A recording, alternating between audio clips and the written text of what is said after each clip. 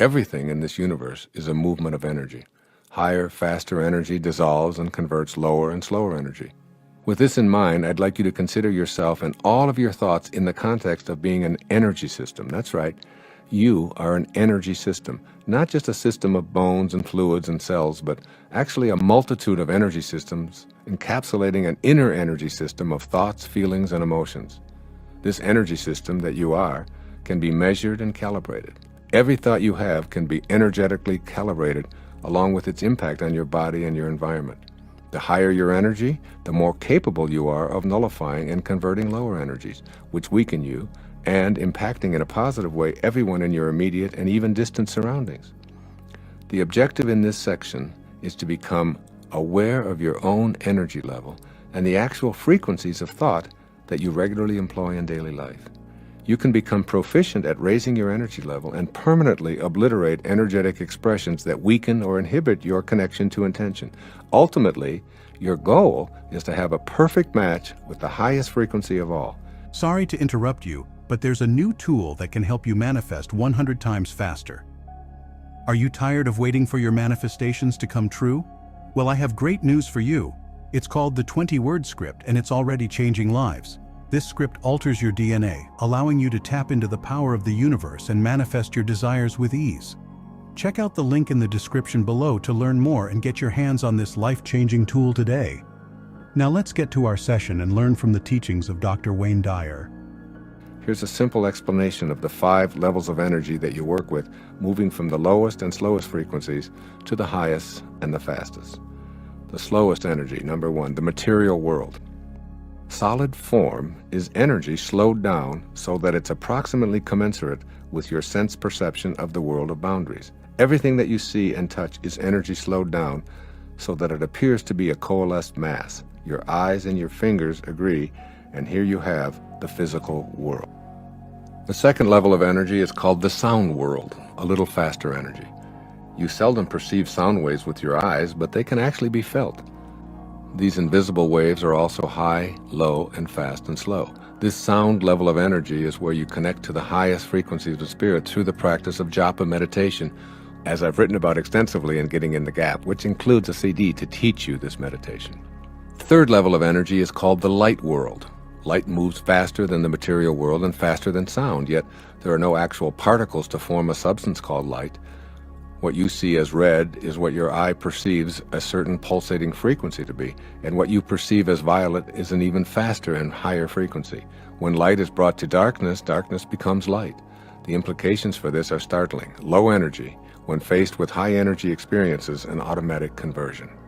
A fourth level of energy is called the world of thought. Your thoughts, your actual thoughts, are an extremely high frequency of pulsation that move beyond the speed of sound and even light. The frequency of thoughts can be measured, and the impact that they have on your body and your environment can be actually calculated. Once again, the same rules apply. Higher frequencies nullify lower. Faster energies convert slower. A colleague I admire enormously, David Hawkins, a medical doctor, has written a work which I've referenced over and over again called Power versus Force. In this remarkable book, Dr. Hawkins elaborates on the lower frequencies of thought and their accompanying emotions, and how they can be impacted and converted by exposure to higher and faster frequencies. I really urge you to read this book, and I'll present some of those findings in later sections on this program on how to raise your energy levels. Every thought you have can be calculated to determine if it's strengthening or weakening your ability to reconnect to the highest and fastest energy in the universe, the energy of intention. And finally, the highest and fastest energy in the universe. It's called the energy of spirit. This is the ultimate in energy. These frequencies are so supersonically rapid that the presence of disorder, disharmony, and even disease is impossible. These measurable energies consist of the 7 faces of intention talked about earlier in this program. They are the energies of creation. When you reproduce them in yourself, you reproduce the same creative quality of life that called you into existence. They are the qualities of creativeness, of kindness, of love, of beauty, of expansion, of peaceful abundance, and receptivity to all. These are the highest energies of the universal spirit itself. You came into existence from this energy, and you can match up with it energetically as you remove all of the low energy pulsations from your thoughts and feelings. Raising your energy level. There's a vibratory action to your thoughts, your feelings, and your body. I'm asking you to increase those frequencies so they're high enough to allow you to connect to the power of intention. This may sound like an oversimplification, but I hope you'll try raising your energy level as a way to remove the obstacles that prevent you from experiencing the perfection that you're a part of. You cannot remedy anything by condemning it. Again, you cannot remedy anything by condemning it. Underline that in your consciousness. You only add to the destructive energy that's already permeating the atmosphere of your life. When you react to the lower energies you encounter with your own low energies, you're actually setting up a situation that attracts more of the lower energy. For example, if someone behaves in a hateful manner toward you and you respond by hating them for hating you, you've participated in a lower energy field and impacting all who enter that field. If you're angry at those around you for being angry people, you're attempting to remedy the situation through condemnation. If you're experiencing scarcity or anguish or depression or an absence of love or any inability to attract what you desire, seriously look at how you've been attracting those circumstances into your life. Low energy is an attractor pattern. It shows up because you've sent for it, even if on a subconscious level. It's still yours and you own it. However, if you practice deliberately raising your energy level by being cognizant of your immediate environment, you'll move more rapidly toward intention and remove all of those self-imposed roadblocks. The obstacles are in the low energy spectrum. What follows is a mini program for raising your energy vibrations. Here's a short list of suggestions for moving your energy field to a higher and a faster vibration. This will help you to accomplish the twofold objective of removing the barriers and simultaneously allowing the power of intention to work with and through you. Become conscious of your thoughts. Every thought you have impacts you. By shifting in the middle of a weakening thought to one that strengthens, you raise your energy vibration and strengthen yourself and the immediate energy field. Make meditation a regular practice in your life. Even if it's only for a few moments each day while sitting at a stoplight, this practice is vital. Take some time to be silent and repeat the sound of God as an inner mantra. Meditation allows you to make conscious contact with your source and regain the power of intention by assisting you in cultivating a receptivity that matches up with the force of creation. Also, become conscious of the food you eat. There are foods that calibrate low, and there are high-energy foods as well. Foods with toxic chemicals sprayed on them will make you weak, even if you have no idea that the toxins are present. Artificial foods such as sweeteners are low-energy products. In general, foods high in alkalinity such as fruits, vegetables, nuts, soy, non-yeast breads, and virgin olive oil calibrate at the high end and will strengthen you on muscle testing, while highly acidic foods such as flour-based cereals, meats, dairy, and sugars calibrate at the lower energies, which will weaken you. Also, retreat from low-energy substances. Alcohol and virtually all artificial drugs, legal and otherwise, lower your body's energy level as well as weaken you. Furthermore, they put you in a position to continue to attract more disempowering energy into your life. Become conscious of the energy level of the music you listen to. Harsh, pounding musical vibrations with repetitive, loud sounds lower your energy level and weaken you and your ability to make conscious contact with intention. Similarly, the lyrics of hate, pain, anguish, fear, and violence are low energies sending weakening messages to your subconscious and infiltrating your life with similar attractor energies. If you want to attract peace and love, then listen to the higher musical vibrations and lyrics that reflect these desires. Furthermore, become aware of the energy levels of your own home environment. Prayers, paintings, crystals, statues, spiritual passages, books, magazines, the colors on your walls, and even the arrangement of your furniture all create energy into which you've catapulted for at least half of your waking life. The ancient Chinese art of Feng Shui has been with us for thousands of years and is a gift from our ancestors, which describes ways to increase the energy field of our home and workplace. Become aware of how being in high-energy surroundings impacts us in ways that strengthen our lives and removes barriers to our connection to intention. Also, begin to reduce your exposure to the very low energy of commercial and cable television. The majority of television shows provide a steady stream of low energy most of the time. This is one of the reasons I've elected to devote a significant portion of my own time and efforts in support of non-commercial public television and to help replace messages of negativity, hopelessness, violence, profanity, and disrespect with the higher principles that match up with the principle of intention. You can also enhance your energy field with photographs, believe it or not. You may find it difficult to believe that photography is a form of energy reproduction and that every photograph contains energy. See for yourself by strategically placing photographs taken in moments of happiness, love, and receptivity to spiritual help around your living quarters, in your workplace, in your automobile, and even on your clothing or in a pocket or in your wallet. Arrange photographs of nature, animals, and expressions of joy and love in your environment, and let their energy radiate into your heart and provide you with their higher frequencies. You can also become conscious of the energy levels of your acquaintances and your friends and your extended family. You can raise your own energy levels by being in the energy field of others who resonate closely to spiritual consciousness. Choose to be in close proximity to people who are empowering, who appeal to your sense of connection to intention, who see the greatness in you, who feel connected to God, and who live a life that gives evidence that Spirit has found celebration through you. You can also begin to monitor your activities and where they take place. Avoid low energy fields where there's excessive alcohol, drug consumption, or violent behavior, and gatherings where religious or ethnic exclusion and vitriolic prejudice or judgments are the focus. Immerse yourself in nature, appreciating its beauty, spending time camping, hiking, swimming, taking nature walks, and reveling in the natural world. Attend lectures on spirituality, take a yoga class, give or receive a massage, visit monasteries or meditation centers, and commit to helping others in need with visits to the elderly in geriatric centers or sick children in hospitals. Choose to be in places where the energy fields reflect the 7 faces of intention. Extend acts of kindness, asking for nothing in return. Anonymously extend financial aid to those less fortunate, and do it from the kindness of your heart, expecting not even a thank you. Pick up some litter and place it in a proper receptacle and tell no one about your actions. In fact, spend several hours doing nothing but cleaning and clearing out messes that you didn't create. Any act of kindness extended toward yourself, others, or your environment matches you up with the kindness inherent in the universal power of intention. It's an energizer for you and causes this kind of energy to flow back into your life. Be specific when you affirm your intentions to raise your energy level and create your desires. Written affirmations have an energy of their own and will guide you in raising your energy level. I practice this myself. There's a woman named Lynn Hall who lives up in Toronto.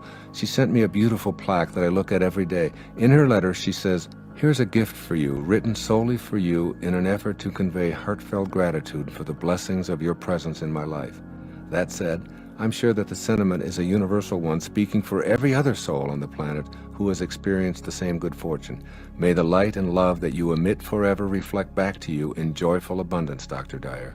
And the beautiful etched-in soul plaque reads like this: Spirit has found great voice in you in vibrant truths and joyful splendor. Spirit has found revelation through you in resonant and reflective ways. Spirit has found celebration through you in infinite expanses and endless reach. To all those awakened to the grace of your gifts, Spirit has found both wings and light. I read these words daily to remind me of my connection to Spirit and to allow the words to flow from my heart to yours, fulfilling my intentions and hopefully helping you to do the same. As frequently as possible, hold thoughts of forgiveness in your mind. In muscle testing, when you hold a thought of revenge, you'll go weak, while a thought of forgiveness keeps you strong. Revenge, anger, and hatred are exceedingly low energies that keep you from matching up with the attributes of the universal force. A simple thought of forgiveness toward anyone who may have angered you in the past, without any action taken on your part, will raise you to the level of Spirit and aid you in your individual intentions. What follows is the final obstacle to making your connections to intention: your self-importance, or your ego. In The Fire from Within, a book written by Carlos Castaneda, he hears these words from his sorcerer teacher, and they go like this, quote, "Self-importance is man's greatest enemy. What weakens him is feeling offended by the deeds and misdeeds of his fellow man. Self-importance requires that one spend most of one's life offended by something or someone," unquote. This is a major impediment to connecting to intention. You can all too easily create a no match here. Basically, your feelings of self-importance are what make you feel special.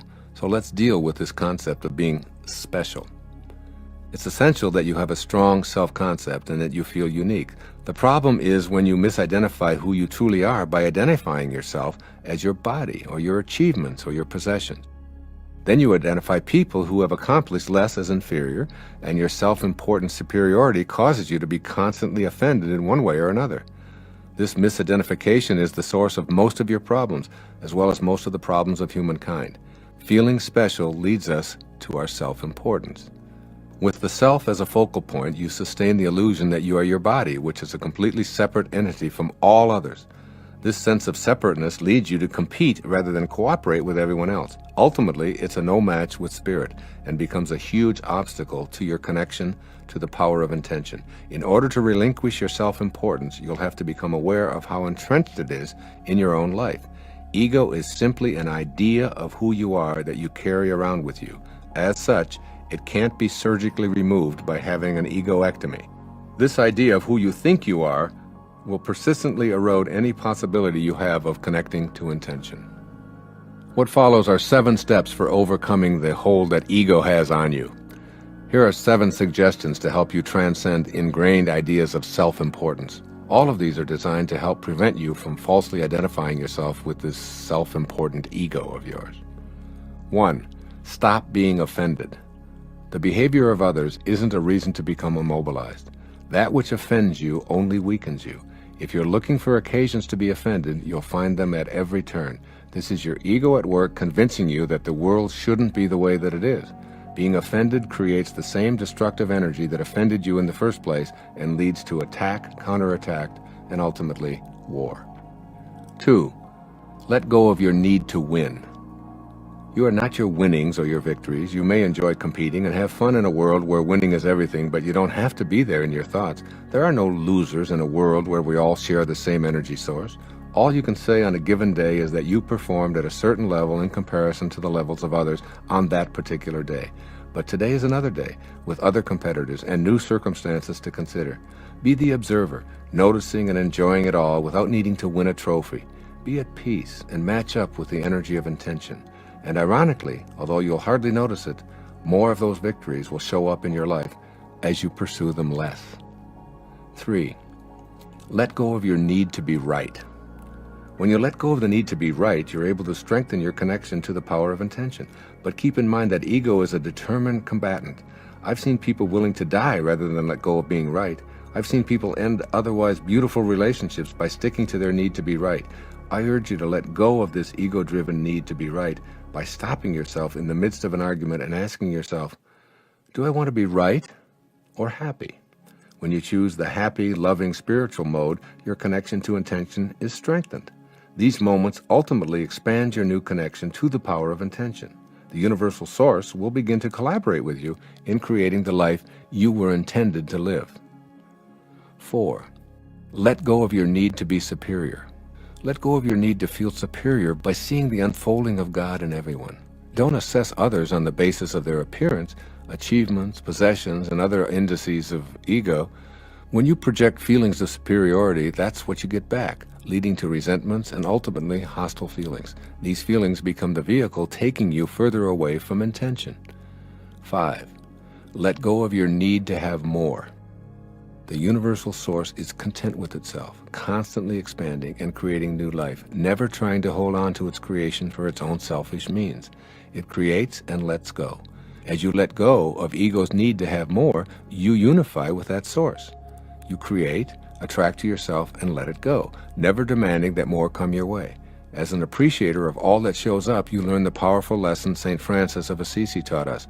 It is in giving that we receive. By allowing abundance to flow to and through you, you match up with your source and guarantee that this energy will continue to flow. 6. Let go of identifying yourself on the basis of your achievements.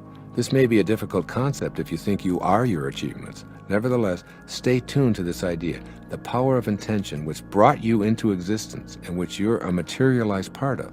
The less you need to take credit for your achievements, And the more connected you stay to the 7 phases of intention, the more you're free to achieve and the more will show up for you. It's when you attach yourself to those achievements and believe that you alone are doing all of those things that you leave the peace and the gratitude of your source. And 7, let go of your reputation. Your reputation is not located in you. It resides in the minds of others. Therefore, you have no control over it at all. If you speak to 30 people, you'll have 30 reputations. Connecting to intention means listening to your heart and conducting yourself based on what your inner voice tells you is your purpose here. If you're overly concerned with how you're going to be perceived by everyone, then you've disconnected yourself from intention and allowed the opinions of others to guide you. This is your ego at work. It's an illusion that stands between you and the power of intention. Thank you for joining our session. If you're ready to take your manifestation practice to the next level, head over to the link in the description and get your own copy of the script today and unlock the power of the universe and manifest your dreams with ease. See you in the next session.